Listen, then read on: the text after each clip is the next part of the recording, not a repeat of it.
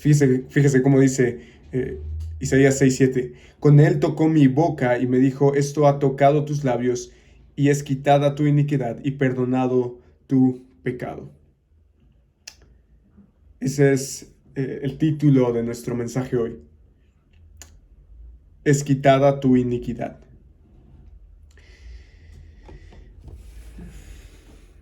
No sé si usted ya se dio cuenta, pero parece ser que Isaías, o el que nosotros podríamos considerar como el principio de Isaías, está en el capítulo 6 y está en el capítulo 1. A pesar de que este pasaje ya lo estudiamos la ocasión antepasada, cuando vimos la introducción a esta serie, a mí me gustaría recordar un par de cosas antes de ver la siguiente porción de Isaías. Este capítulo, como yo le decía, es central en el libro de Isaías porque nos narra cuál va a ser el tema. Y no es casualidad, como ninguna de las cosas en la Escritura, que este capítulo esté aquí en esta posición. Después la muerte del rey Usías, un rey importante en cuya confianza estaba todo el pueblo de Israel, de Judá, perdón, o más bien toda la confianza de Judá estaba en este rey. Cuando muere, las personas empiezan a decir, bueno, ¿y qué vamos a hacer? Y entonces Isaías dice que ve al Señor, al verdadero rey, al verdadero Adonai. Recuerde que eso significa esta palabra Señor, sin mayúsculas, o más bien sin todo en mayúsculas. Significa Adonai, o proviene del hebreo Adonai, que significa dueño, señor, amo. El verdadero rey está en el trono. Y este trono es alto y sublime. Y dice que es tan sublime que la orla, es decir, el borde de su manto, donde termina, donde quiebra, vamos a decir, su manto, llena todo el santuario. Y aquí Isaías nos hace una pregunta, imprime una pregunta en nuestra mente y es, ¿qué tan grande es tu Dios? Si el trono es así de grande y si el manto es así de extenso, ¿cuán grande va a ser Dios? Y después los serafines, estos seres ardientes, rodean el trono y dicen, Santo, Santo, Santo es el Señor de los ejércitos, diciendo, solo hay un único que es santo, y esto decíamos que se refería a su pureza moral, pero también a su trascendencia respecto al resto de su creación. Dios es santo moralmente, es decir, apartado de todo pecado, pero también es santo de manera trascendental, porque Él está por encima, es decir, eso significa trascendente, por encima, en lo alto, en lo exaltado de toda su creación. Y dice que llena está toda la tierra de su gloria. Y entonces, esta majestuosa santidad de Dios exige una respuesta. El templo hace la suya propia porque él empieza a temblar y la casa se llena de humo. Y el versículo 5 dice, ay de mí porque estoy perdido. Y decíamos que esa es la reacción natural de alguien que ha tenido un encuentro con Dios, de alguien que verdaderamente ha contemplado la grandeza de Dios. Ese siempre va a reconocer su pecaminosidad. Y dice la razón, porque mis ojos han visto al Rey, el Señor de los ejércitos. Y entonces va el ángel, desciende el ángel y toca con el carbón encendido la boca del profeta y dice, es quitada tu iniquidad y perdonado tu pecado. Lo que, insisto, le da nombre a nuestro estudio hoy. Es quitada tu iniquidad. E insisto, este capítulo tiene un propósito de que esté aquí, en esta unidad que vamos a estudiar. Pero si usted quiere saber por qué está en el capítulo 6 y no en el capítulo 1, tendrá que esperar hasta el final. Y el versículo 6 pregunta, ¿a quién enviaré y quién irá por nosotros? Y tal como cantamos al inicio de la reunión, el profeta Isaías dice, envíame. Y es enviado precisamente al pueblo de Judá, para que escuchen pero no entiendan, para que miren pero no comprendan. Y qué bonito, la verdad, que nosotros podamos leer esto en nuestras Biblias y no salir aterrorizados con la presencia del Señor.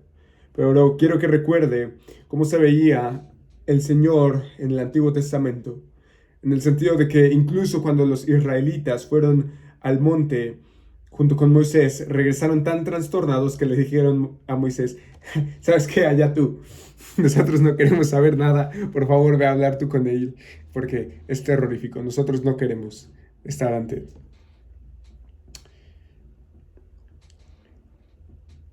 Y decíamos la ocasión pasada, nosotros tenemos que exclamar las mismas palabras del profeta ante su majestad. Ay de mí, porque estamos, ¿qué cosa? Perdidos. Eso es lo que somos. Pero ¿sabe cuáles son las buenas noticias del Evangelio? Lucas 19:10 dice, porque el Hijo del Hombre ha venido a buscar y a salvar lo que se había perdido. Estamos perdidos, pero Dios salva precisamente a aquellos que están perdidos. Y la predicación de Isaías es una predicación muda para aquellos que le escuchan, porque nadie le va a hacer caso. Pero fíjense cómo dice el versículo 13, pero aún quedará una décima parte en ella y esta volverá a ser consumida como el roble, o la encina, cuyo tronco permanece cuando es cortado. La simiente santa será su tronco. Y esto es lo que va a animar a Isaías durante su predicación de endurecimiento, que Dios no va a abandonar a su pueblo. Y más tarde usted conoce la historia de Zorobabel, Esdras, Nehemías, regresan del exilio que Dios estaba por realizar.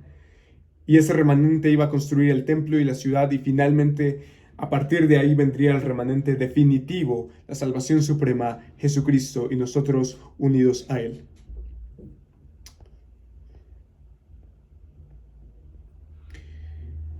Luego de eso tenemos el capítulo 7.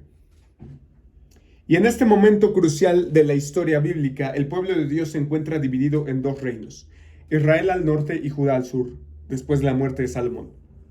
Y en un giro impactante, Siria y el reino del norte, que están precisamente al norte, que en este pasaje se le va a conocer como Efraín,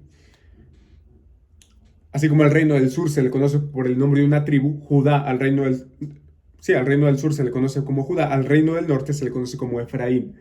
Y se unen con determinación para instar a Judá a unirse a ellos en resistencia contra Asiria. Asiria es una nación que viene a conquistar absolutamente todo a su paso. Asiria no va a tener piedad de Israel, porque lo que quiere, como todas las naciones, curiosamente, es controlar todo Medio Oriente y llegar hasta Egipto. Si, como en todo, pero más importante en la guerra, la economía es la que manda, Egipto es la ciudad que tiene que atacar a Siria para consolidarse como reino de todo el mundo conocido. Pero hay un problema, hay algo que le estorba y es Israel. Tiene que pasar por Israel. Así que primero va a ir contra Siria y contra el reino del norte, pero el reino del sur sabe que Asiria va a venir por él para conquistar Egipto. Y fíjese cómo comienza el capítulo 7. Y aconteció que en los días de Acaz, hijo de Jotam, hijo de Usías, ¿se acuerda del rey Usías que murió? Por eso era tan importante esto. Usías tuvo un hijo que se llamó Jotam, y Jotam tuvo un hijo que se llamó Acaz. Y ese Acaz, de quien se nos va a hablar en el capítulo 7, era rey de Judá. Y dice que subió Resín, rey de Aram, con Peca, hijo de Remalías, rey de Israel. Entonces Resín y Peca suben a Jerusalén, dice aquí, para combatir contra ella, pero no pudieron tomarla. Cuando se dio este aviso a la casa de David, los arameos han acampado en Efraín. Se estremeció el corazón del rey y el corazón de su pueblo, como se estremecen los árboles del bosque ante el viento. Así con ese crujir característico, con esas hojas. Cuando las ramas se mueven y generan esta especie de efecto visual de que parece que se va a caer. Parece que el reino se va a caer ante la llegada de Asiria. ¿Por qué Asiria es una amenaza aquí? Si hasta este momento no se menciona. Porque Israel y Siria, es decir, Resín y Peca, los reyes quieren conquistar primero el reino del sur o que se les una para enfrentar a Siria, porque de otra forma no van a poder ganarle. Y ante este dilema, ante esta problemática, ante esta crisis y ante este conflicto, el rey de Acaz o el rey Acaz de Judá, va a sentir la tentación de buscar soluciones rápidas y pragmáticas para defender su reino. Va a depender de alianzas políticas, va a confiar en estrategias humanas para asegurar la supervivencia de la nación. Y como a todos nosotros, la presión externa y la amenaza inminente van a llevarlo a tomar decisiones basadas en la ansiedad y el miedo. Y pongámonos en el lugar de Acaz. Una nación va a venir a conquistarlo. Pero adelante de ellas vienen otras dos a conquistarlo. O sea, no es para menos el temor que tenía Acaz, pero no por ello es excusable. Y Acaz, como líder del pueblo de Dios, va más allá de las soluciones meramente terrenales. Él tiene que confiar en la promesa divina y tiene que buscar a Dios en medio de esta adversidad. Él en este capítulo 7 va a ser llamado a no ceder ante la presión de las circunstancias.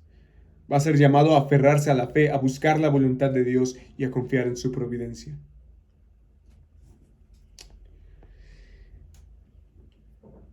Luego de que Isaías va con Acaz, a Acaz se le dice que pida una señal con el propósito de animar su fe. Pero el rey finge humildad al rehusar la señal. Dice el versículo 10. El Señor habló de nuevo a Acaz. Es más, vamos a ver al versículo 9. Y la cabeza de Efraín es Samaria, y la cabeza de Samaria es el hijo de Remalías. Fíjese cómo termina este versículo 9. Si ustedes no lo creen, de cierto no permanecerán. Si ustedes no creen que los voy a proteger, ustedes no van a permanecer. Versículo 10. Ahora sí, el Señor habló de nuevo a Acaz. Pide para ti una señal del Señor tu Dios que sea tan profunda como el Seol o tan alta como el cielo. Y fíjese qué piadoso Acaz. No pediré ni tentaré al Señor. ¡Wow! Tremendo, ¿no? Qué gran hombre de fe es Acaz. No. Él fingió humildad. Él fue hipócrita. Porque en su incredulidad dijo, no, mira Dios, no te molestes en darme una señal. No, yo te creo.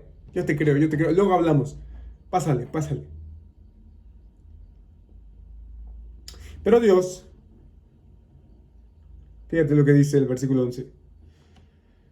Perdón, versículo 13. Entonces Isaías dijo, oigan ahora, casa de David, ¿les parece poco cansar a los hombres que también cansarán a mi Dios? Isaías ya aquí se enoja, se indigna. ¿Cómo le vas a hablar así a Dios? ¿Acaso estás viendo que Dios está viendo tu incredulidad? Y te da una señal y tú dices que no. Entonces, debido a que Acaz no pide una señal, Dios da su señal. Versículo 14. Por tanto, el Señor mismo les dará esta señal. Una virgen concebirá y les dará a luz un hijo, y le pondrá por nombre Emmanuel. Usted sabe qué significa. Dios con nosotros. Comerá cuajada y miel hasta que sepa lo suficiente para desechar lo malo y escoger lo bueno, porque antes de que el niño sepa desechar lo malo y escoger lo bueno, será abandonada la tierra cuyos dos reyes tú temes.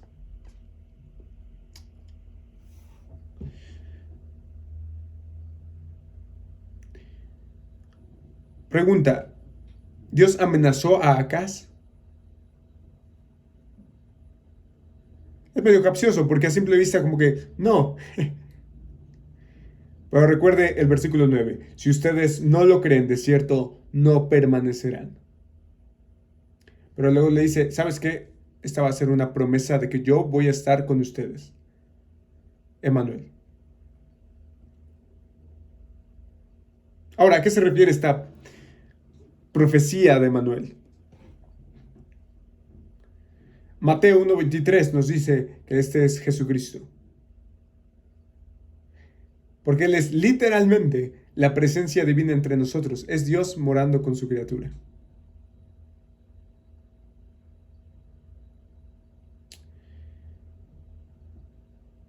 Dios le está diciendo por medio de esta señal: Acaz, acuérdate quién soy yo y que yo estoy contigo.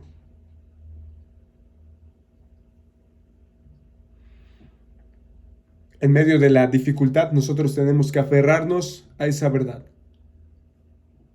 Acordarnos de quién es Dios, que ya lo vimos en el capítulo 6, el alto y sublime. Y acordarnos que Él siempre está con nosotros. Ahora tenemos al Espíritu de su Hijo morando con nosotros. Pregunta: ¿para qué le servía a Acaz esta señal de Emanuel, que iba a venir 700 años después? Adivine para qué. Para nada. Acaz había rechazado a Dios. Dijo: no me des señal. Dios dijo: bueno, perfecto, no te voy a dar señal a ti. Y por eso su cumplimiento es 700 años después. Pero Dios cumple, porque ciertamente antes de que Jesús fuera un niño, para entonces Israel y Samaria, Rezín, rey de Aram, y Peca, hijo de Remalías, rey de Israel, serían borrados de la faz de la tierra.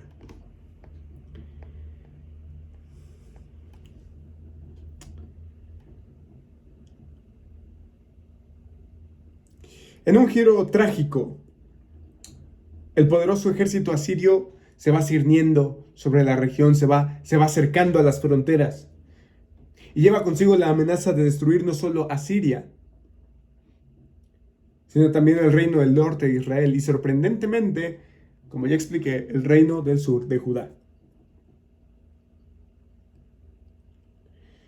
Y en lo que resta del capítulo 7 hasta el 8, Isaías va a pintar un cuadro sombrío de las consecuencias que aguardan a aquellos que desafían la voluntad de Dios. Fíjese cómo dice el capítulo 8, versículo 11. Pues así el Señor me habló con gran poder y me instruyó para que no anduviera en el camino de este pueblo. Luego de decirles cómo iban a terminar, Dios le dice a Isaías cuál es el distintivo de las naciones y cuál debe ser el distintivo de aquellos que le siguen. Hay varias características que Dios quiere que su pueblo encarne. En primer lugar, deben ser personas que confían plenamente en el Señor, a diferencia de Acaz, que reconozcan la santidad del capítulo 6, que no teman ante las consecuencias de eso. Fíjese cómo dice el versículo 13 del capítulo 8. Al Señor de los ejércitos es a quien ustedes deben tener por santo, sea Él su temor y sea Él su terror. Pero a veces, como acá, nosotros tenemos por temor y terror a las circunstancias, a las naciones, a las personas, a los problemas. Pero Dios está buscando a aquellas personas que le teman y que lo tengan por santo. En segundo lugar, Dios está buscando a personas que busquen su guía, que dependan de la Escritura como la brújula que dirija sus pasos. Versículo 16. Ata el testimonio, sella la ley entre mis discípulos. Y en tercer lugar, deben ser pacientes, confiando en el tiempo soberano de Dios para la realización de sus propósitos. Fíjate lo que dice el 17. Aguardaré al Señor, que esconde su rostro de la casa de Jacob. Sí, a Él esperaré. Si estas palabras hubieran estado en boca de Acaz, otra cosa hubiera sido. Pero el capítulo 7 y 8 están ahí para recordarnos que la incredulidad tiene un precio y se paga muy caro.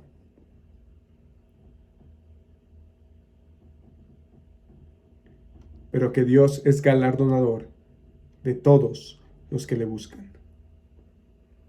porque sin fe es imposible agradar a Dios.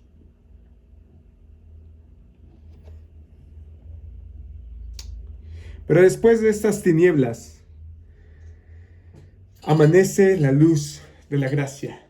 E Isaías ahora nos transporta a un tiempo lleno de esperanza, donde Dios va a liberar las regiones del norte de la tierra prometida de su tristeza, de su angustia, del desprecio. Eso es lo que dice el capítulo 9. Y en medio de esta visión, Isaías anticipa en Galilea el inicio de la misión mundial del Mesías, que trae gozo y paz. Isaías les está diciendo, no se preocupen ante esta invasión que es provocada por su incredulidad. El pueblo de Judá está diciendo, va a venir juicio sobre nosotros. Y Dios les está diciendo por medio de Isaías, va a haber salvación. Y a veces nosotros pensamos que la salvación es simplemente Dios diciendo, ¿sabes qué? Se levanta el castigo, no va a haber juicio. Fue una pequeña sacudida para que te asustaras y cayeras en cuenta. No. Dios dice, sí va a haber salvación, pero esa salvación no te va a quitar el juicio. La salvación va a ser por medio del juicio. Y esa salvación después se verá en un tiempo de gozo y paz. Una era por venir, un reino venidero. Y eso es lo que dice el capítulo 9. ¿Y quién va a ser el rey de ese reino? Es la respuesta que da este capítulo 9. Versículo 6 del capítulo 9. Porque un niño nos ha nacido, un hijo nos ha sido dado, y la soberanía reposará sobre sus hombros.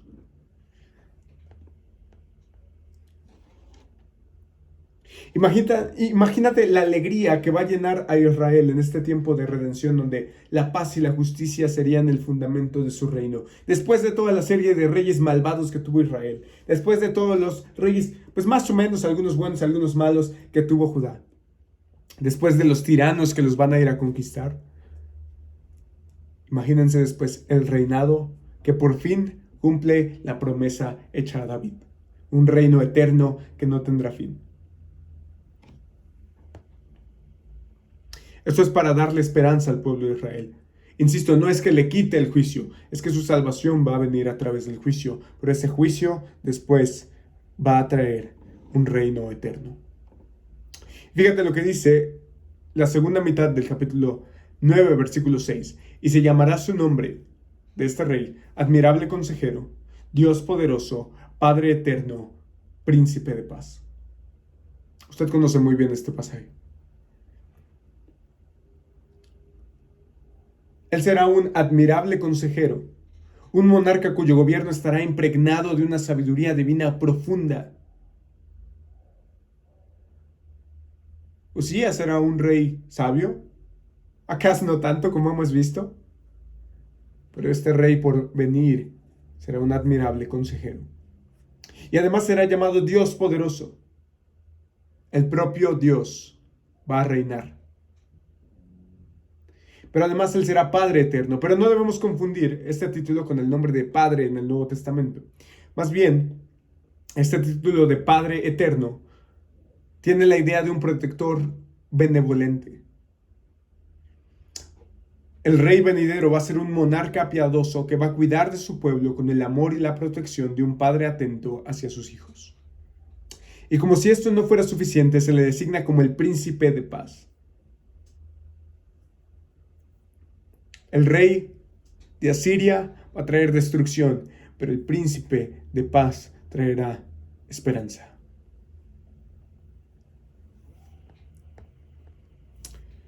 Y si nosotros, por ejemplo, aquí en México,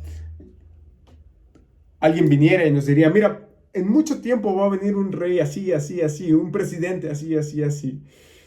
¿Qué diríamos? No, pues perfecto, ¿no? Ahora sí todos nuestros problemas van a estar solucionados. Lo esperaríamos con ansias. No, es que como está la situación, tremendo. No, ya se vienen las elecciones. Y quién sabe cómo sea el nuevo presidente, ¿no? Esa era la incertidumbre. Oye, ¿y si nos van a conquistar? ¿Cómo le vamos a hacer? ¿Cómo será el tirano del rey? ¿Cómo nos va a tratar?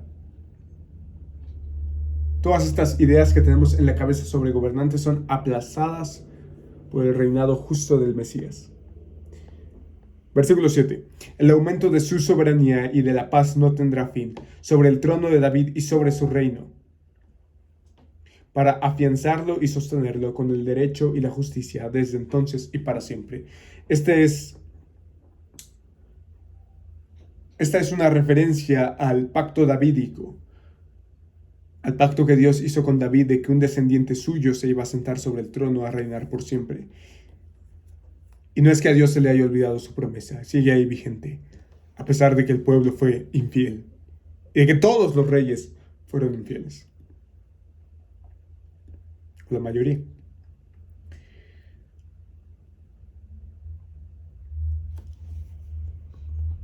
Por supuesto que este rey es el Señor Jesucristo. Y como ya vimos en Apocalipsis, el reino venidero será eterno. Luego, después de este fascinante pasaje, hay un giro en la trama. Porque después de que Dios va a utilizar a Asiria como instrumento de juicio contra el reino del norte de Israel, lo cual está en el resto del capítulo 9 hasta el capítulo 10, Dios no deja impune la conducta de Asiria. Todo el capítulo 10 habla acerca de que Asiria va a ser juzgada, al igual que todas las naciones, o más bien el reino del norte y el reino del sur. ¿Por qué? Uno pensará, si Dios va a usar a Asiria, ¿por qué lo va a castigar, no? Porque Asiria se estaba jactando de su poder. Y Dios, siendo justo y soberano, no va a tolerar la arrogancia y la maldad de una nación. Así que aunque Asiria fuera un instrumento en las manos de Dios para impartir juicio, su actuar desmedido y su falta de reconocimiento de Dios la colocan bajo juicio.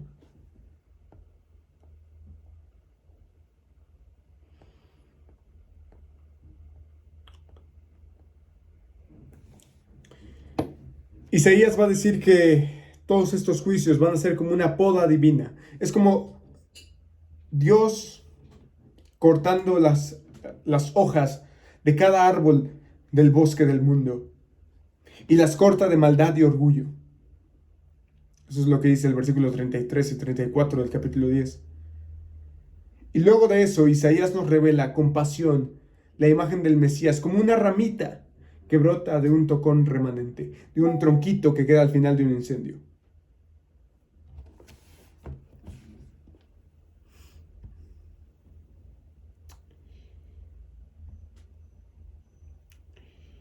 Hermanos, ¿sí me siguen escuchando?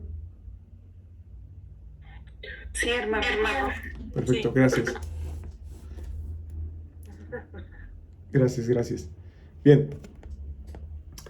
De manera que el capítulo 11, versículo 1 dice, entonces un retoño brotará del tronco. Y ahí ya dijimos que Dios hizo una poda, ¿verdad? Eso dice los dos versículos anteriores en el capítulo 10. Pero de esa poda, un retoño, es decir, una ramita, brotará del tronco de Isaí, un vástago. Ahí la ramita dará fruto de sus raíces. Este es un descendiente directo de David. E insisto, en medio de todo el juicio hay gracia. Y la gracia proviene del Mesías. Tal como dijo Juan, en él la gracia y la verdad fueron hechas realidad.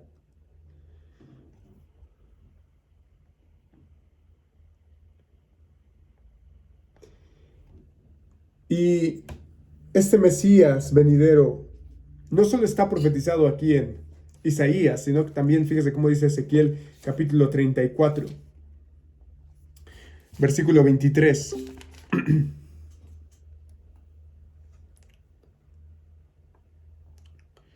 Isaías 34, 26.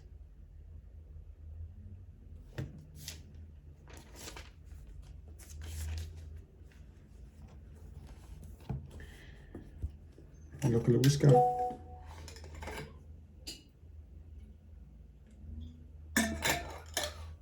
Tomo un poco de agua.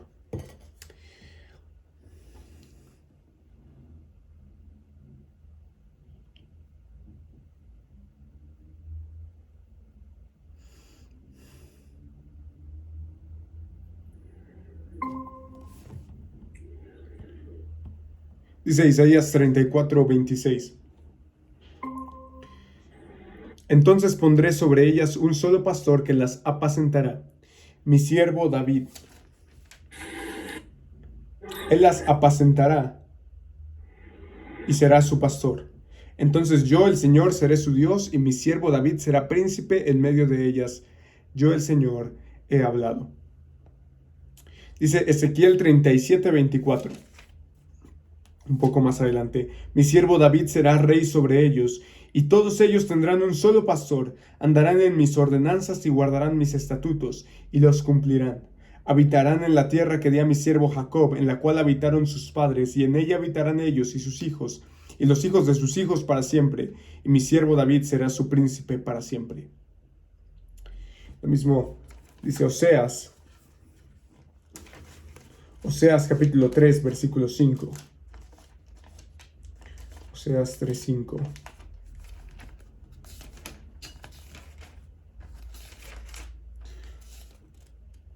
Dice así: después los israelitas volverán y buscarán al Señor su Dios y a David su rey, y acudirán temblorosos al Señor y a su bondad en los últimos días. Entonces todas estas profecías se refieren a nuestro Salvador. Y Dios, fíjese cómo dice, volviendo a Isaías capítulo 11, versículo 2, y reposará sobre él el Espíritu del Señor, Espíritu de sabiduría y de inteligencia, Espíritu de consejo y de poder, Espíritu de conocimiento y de temor del Señor. Imagínate la magnitud de la sabiduría divina que va a impregnar su gobierno. El versículo 3 y el versículo 5 nos van a decir que Él va a vivir de una manera íntegra, justa y fiel. Él va a ser un rey perfecto, un rey sabio, un rey justo. Y ciertamente todos anhelamos ese día. Y si usted sigue leyendo, va a ver que el lobo mora con el cordero, el leopardo se echa con el cabrito, el becerro, el leoncillo, andan juntos y un niño los va a conducir. La vaca con la osa pastará y las crías se van a echar juntas, el león come con el buey, el niño de pecho juega con una cobra y con víboras. Es decir, todas las enemistades del reino animal y toda la enemistad del reino animal con el hombre van a desaparecer en este reino justo. Y si usted analiza Génesis capítulo 1 y capítulo 2, este era el estado inicial allá en Edén. Que el hombre convivía con el resto de la creación de Dios pacíficamente. No era que voy a darle de comer a los perros y me mordió la mano. No. Había comunión entre toda la creación de Dios. Y eso, dice Isaías, es lo que va a pasar en el reinado justo del Mesías. Porque eso, le recuerdo, que se acabó debido al pecado. Allá en Génesis capítulo 3.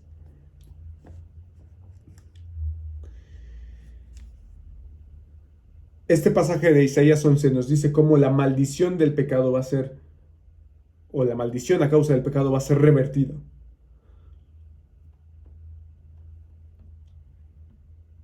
Todo volverá a su orden original.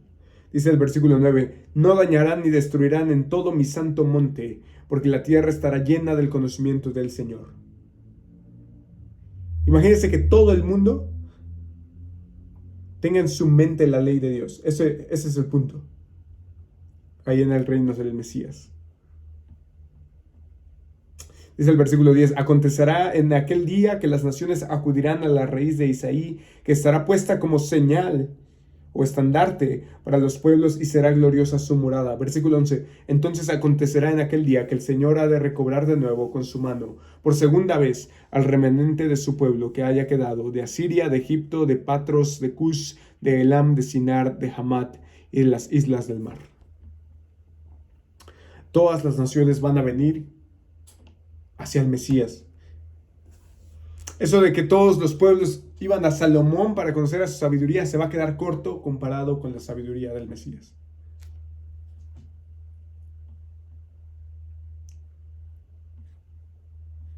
Ahora, ¿quién es este Mesías?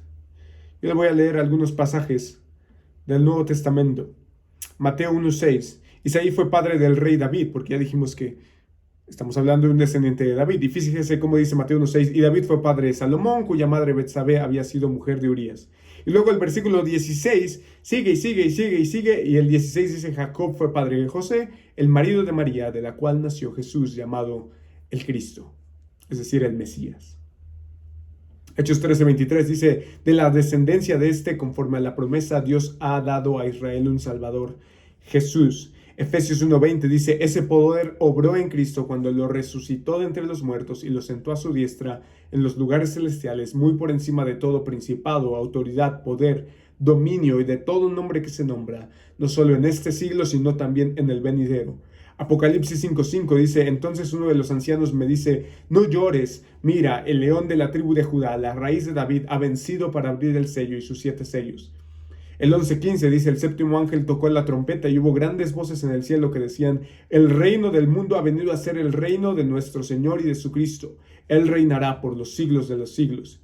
Y Apocalipsis 22:16 dice, yo Jesús he enviado a mi ángel a fin de darles a ustedes testimonio de estas cosas para las iglesias.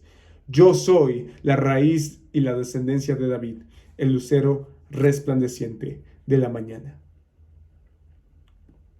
Y algunos estudiosos han dicho, bueno, sí, amén, que es el Mesías, Jesucristo. Pero ¿cuándo va a ser este reino? Y algunos debaten si va a ser en el milenio, si va a ser en la tierra nueva. La verdad es que no lo sabemos, ¿no? Por eso el debate. Yo me inclino a pensar que esto será en el milenio como parte de lo que está por venir. Pero sea como fuere, la esperanza del reino eterno de Dios mediante el Mesías resplandece, aún en nuestros más oscuros días. Los cristianos que se están enfrentando con problemas, con persecuciones, con adversidades, y aquellos que estamos orando por todas estas necesidades, podemos encontrar consuelo en la certeza de que Cristo volverá. Y cuando Cristo regrese, toda lágrima se enjuagará de los ojos. Ya no habrá más muerte, ni más llanto, ni más duelo, porque las primeras cosas habrán pasado. Su regreso traerá consigo una paz duradera y una seguridad confiable en todo el mundo. Así que cuando usted se esté enfrentando a las pruebas, a las contingencias, tal como las naciones en este pasaje, recuerde la promesa. Quizás Dios no le va a quitar la tribulación, pero la salvación vendrá a través de la tribulación. Pero usted tiene que fijar sus ojos en Cristo, el autor y consumador de nuestra fe.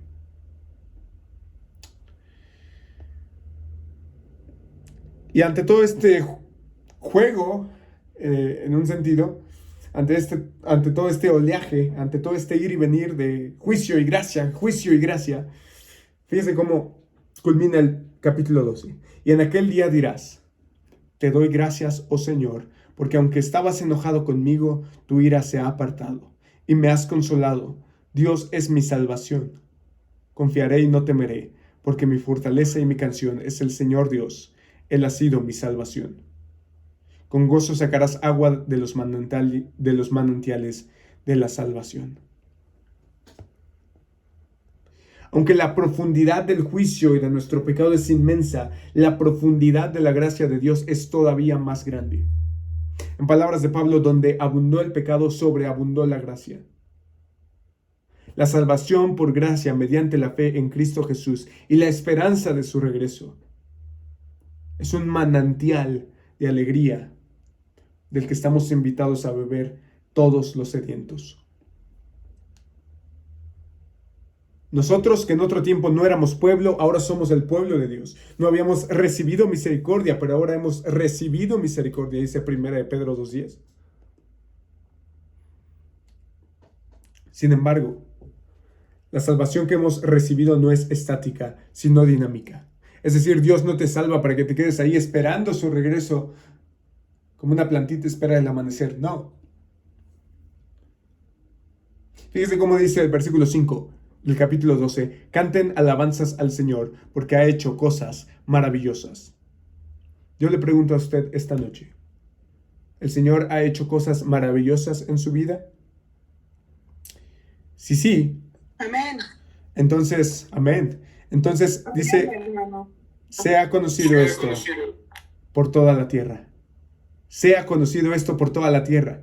Eso que el Señor ha hecho en su vida, lo puede hacer en otras personas. Esa salvación que usted ha obtenido, hay muchos que la necesitan y que la están esperando. Todos aquellos que hemos recibido la gracia de Dios, somos misioneros. Oye, pero vamos a ir al África. No, vamos a ir a tocarle al del frente. Tengo buenas noticias que decirte. De hecho, las mejores. Aquel que recibe las buenas nuevas de salvación está llamado a compartirlas. ¿Se acuerda del capítulo 6? Que preguntábamos, oye, ¿por qué? ¿Por qué está aquí? Bueno, ahora viene la respuesta. El llamado que Dios hace a nuestras vidas se asemeja mucho a la experiencia transformadora que Isaías tuvo al recibir la purificación de sus labios con un carbón encendido del altar. Y después, que dice, es quitada tu iniquidad, cubierto tu pecado, nos llama a predicar. ¿Por qué es importante el capítulo 6 para entender hasta el capítulo 12? En general todo el libro. ¿Por qué está ahí el capítulo 6 en esta unidad del 6 al 12? Porque eso que hizo con Isaías, de perdonarle su pecado,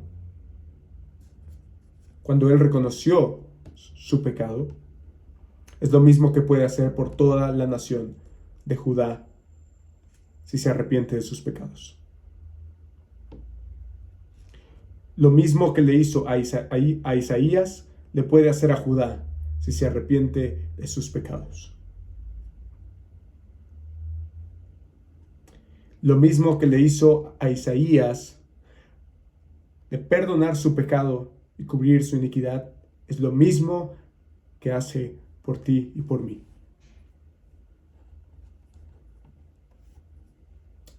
Así que si tú en esta noche no has recibido al Señor Jesucristo como tu Señor y Salvador, hoy es el día de la salvación.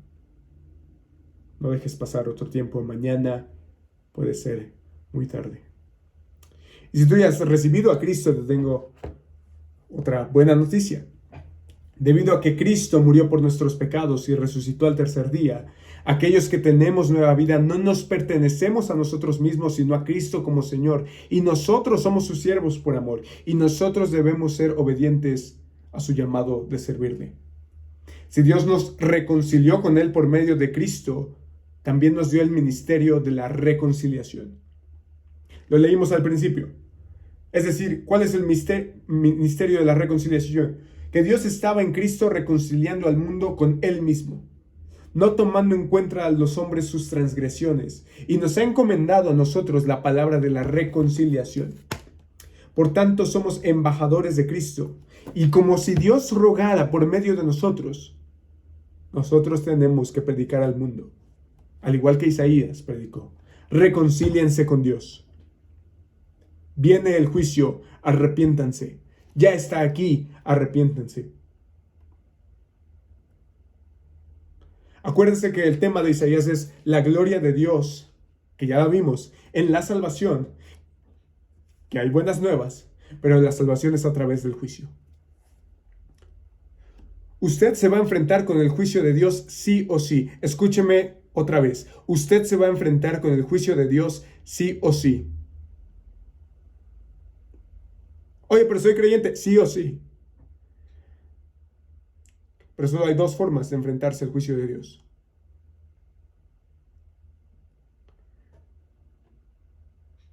O va a ser en el futuro o fue en el pasado. Si usted se enfrentó con el juicio de Dios en el pasado, significa que usted contempló a la cruz. Porque ahí en la cruz Dios estaba manifestando su justicia. No crea que a Dios se le olvidó su pecado. No. La cargó en su Hijo.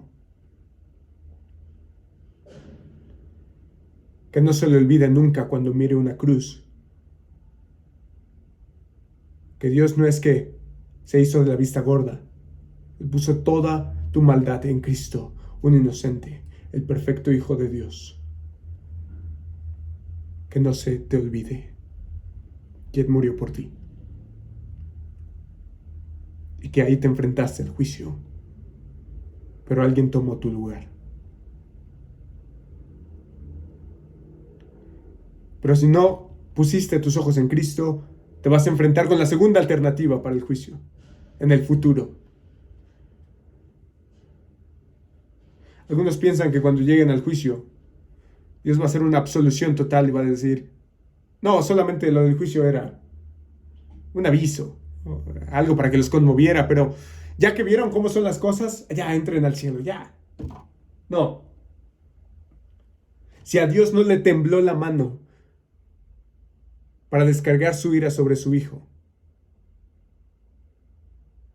¿qué nos hace pensar que vamos a escapar de la ira de Dios si desechamos una salvación tan grande? Solo hay dos alternativas para enfrentarte con el juicio de Dios. Espero que sea en el pasado, por medio de Cristo.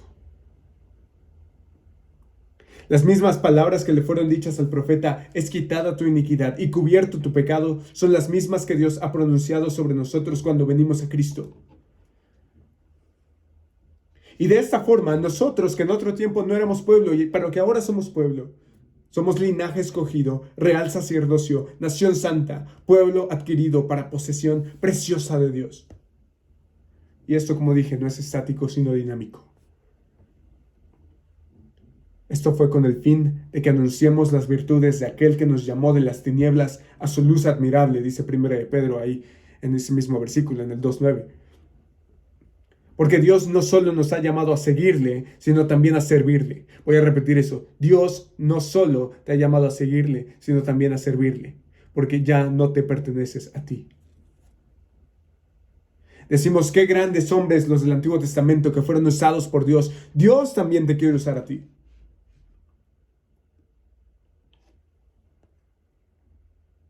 El mensaje que predicamos al mundo es que ahora es el tiempo propicio para reconciliarse con Dios.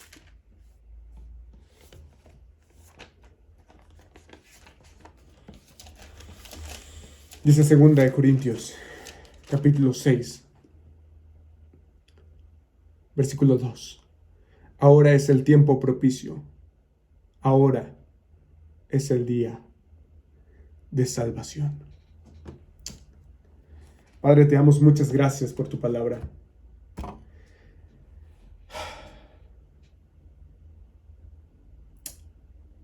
Te pedimos, Señor, que no solo la siembres, sino que la hagas crecer en nuestros corazones. En el nombre de Jesús. Amén.